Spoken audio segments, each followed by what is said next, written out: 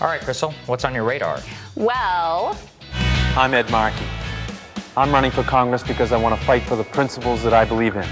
The bosses may tell me where to sit. No one tells me where to stand. My father was a union leader. He taught me, don't beg for your rights, organize and take them. So in January, I was the first senator to write to Trump. I warned him we needed a plan. I talked to the Democrats and the Republicans. I told them we've got to save the fishermen.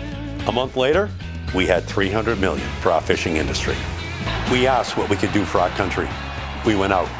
We did it. With all due respect, it's time to start asking what your country can do for you. now that is my favorite ad from this cycle, and it's made even more remarkable by the fact that, truth is, Ed Markey has by and large not been a particularly standout politician. The Massachusetts senator and longtime member of Congress has a sort of conventionally liberal record with some typically bad votes on things like the Iraq War, the Biden crime bill, and the Patriot Act, as his opponent, Congressman Joe Kennedy, will be happy to tell you about. And yet, in spite of all that, this race has become one of the most consequential in the entire nation in the bubbling battle between the grassroots left and the Democratic establishment.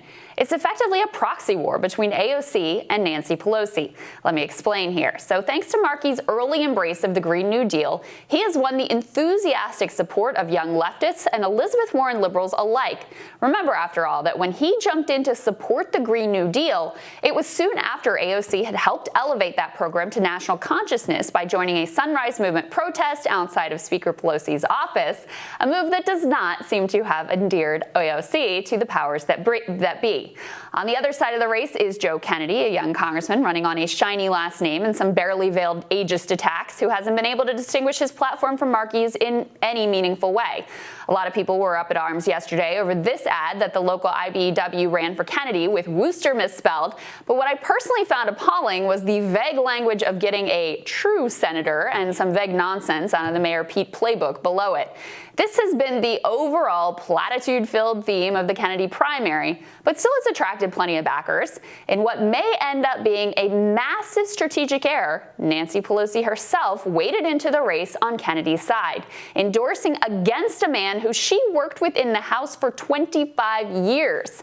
Now, Pelosi's decision to jump in the race has massively raised the stakes, making this race so significant in spite of the lack of noteworthy differences between the two candidates on paper.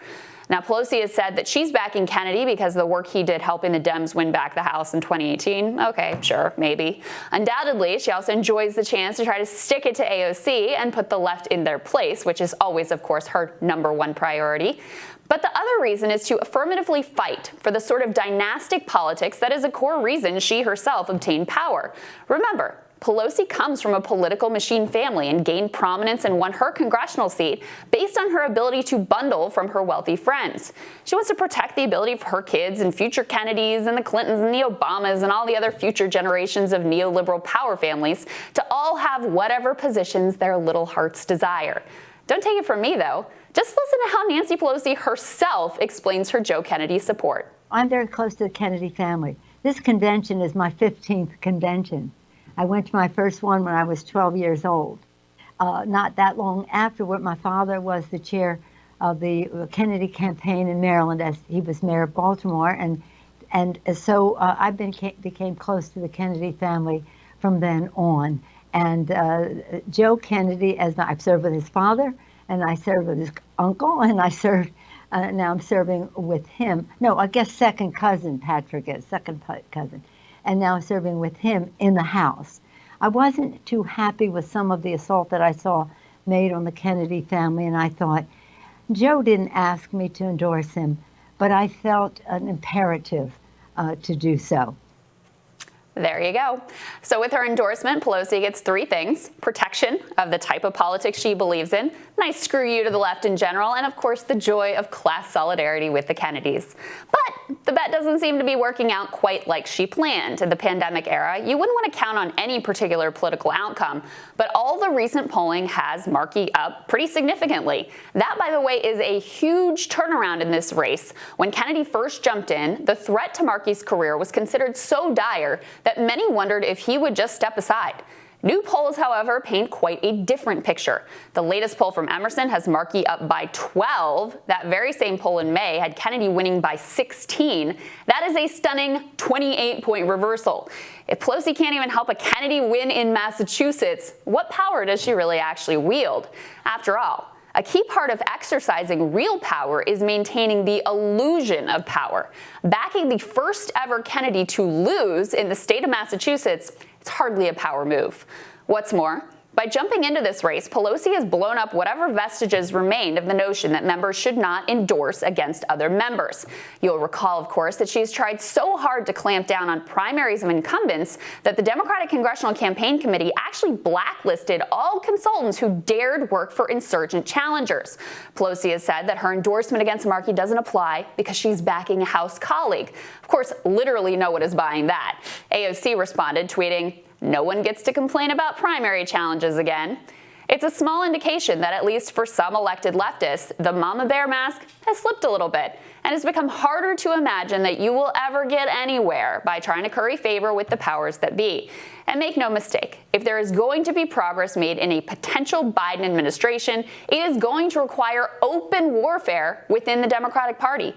Civility always benefits the status quo, because upending the apple cart cannot happen without a fight, whereas the protection of the current system can happen without one person taking to the streets in protest. In other words, I welcome Pelosi's brazen move here because it helps to provide some clarity. There's something else potentially interesting here as well, which may end up being the most significant dynamic. All of the previous squad victories have been outside insurgents, people who were not members of Congress ousting sitting members. There are no guarantees that Markey's going to become more of an ally if he gets reelected. After all, he did not endorse Bernie in either one of his presidential campaigns, and Chuck Schumer has actually backed Markey in his race. But as he's embraced and relied on the energy of the young insurgent left, it's just possible that the squad's latest victory may come from converting a traditional politician. After all, the real power of the Tea Party wasn't just from the new members who knocked down incumbents. It was from the fear that they inspired and how it forced sitting members for a time to champion their issue set. Markey might be the first established politician to convert to squad ally. And critically, if he wins by embracing the left, other cynical politicians will take note and learn that if they want to avoid an ugly primary fate, they had better curry favor with the Bernie left as well. Now, it's the best of times and it's the worst of times for the American left, of course. Insurgents are winning and protesters are in the streets. But at the top of the ticket, Biden and Obama and Kamala appear to have cemented the neoliberal power grip. Battles like this one, here today, are going to help determine whether we even have the backbone to kick up a fuss in the Biden era. And this race to me is so interesting because of this sort of proxy war that this has turned into. And I think it was a massive strategic error for Pelosi to actually jump in this race for Kennedy. One of her biggest, most foolish political moves that she's ever made. It undermined, and it shows her arrogance, really, which is it undermined her don't endorse, not endorse incumbents, don't go after incumbents. It made her look like a tool of the oligarchical establishment, like, oh, the second cousin Patrick. I was like, kill me. Was that amazing? Watching this. Yeah, it's disgusting. It's so naked.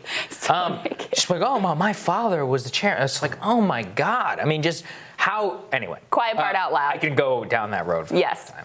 But really, it was such a strategic blunder because it shows how much contempt that she has for the progressive left. Now, you know what? Maybe in the long run, she might be right. Like Ed Markey, like you said, he's not exactly like an AOC figure in his career. Kind of has been in a new light. But hey, that's kind of what you want. You want to transform old figures and make them espouse your politics for political victory. And the left certainly had his back. I think the real question is whenever it comes to like these Alex Morse figures and right. Richie Neal. If Richie Neal does win tonight in that primary, that's going to be something that's going to embolden them more. But overall, I think it is good to always have, it is good for any insurgent people, like the Justice Democrats or anyone on the right, whatever, to know how much they hate you. To know, no matter how much you play ball, no matter how much AOC calls her mama bear, drops legislation, coronavirus relief bill, organizing votes against the caucus, they will always, when the opportunity comes, take the time to step on your throat and kill you. If they can. Yeah.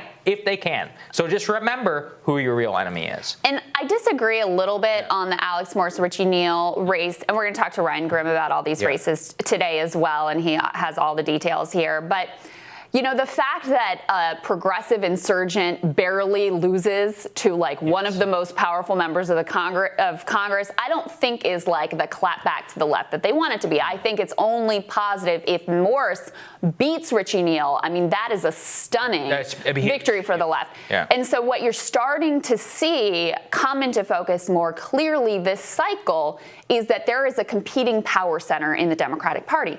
So Jamal Bowman, Mondaire Jones, Cori Bush, you know, potentially now Ed Markey, potentially Alex Morse. These are people who have maintained or acquired political power not through the established channels. They don't owe these people anything. And so you have this competing power center, and that division in the party, I know some people are like, oh, we have to come together, unity. No, we need to have that division made clear, because the people in the establishment channel, they see it completely clearly. Well enough to endorse. Absolutely. Everyone needs to have clarity, because if you're going to have any meaningful opposition under a potential Biden administration, even beyond that, any meaningful fight over the direction of the Democratic Party, you have to know what those divisions are, and you have to have an alternative way to obtain power that doesn't rely on the traditional Democratic Party channel. So look, this is just one step, one small step on that road. I don't want to make too much of it, but I do think it is significant, because you're talking about someone who has been in Congress for decades, potentially now having their power source and how they get reelected come from the left of the party. Absolutely right. All right, Sagar, looking forward to your radar. That's next.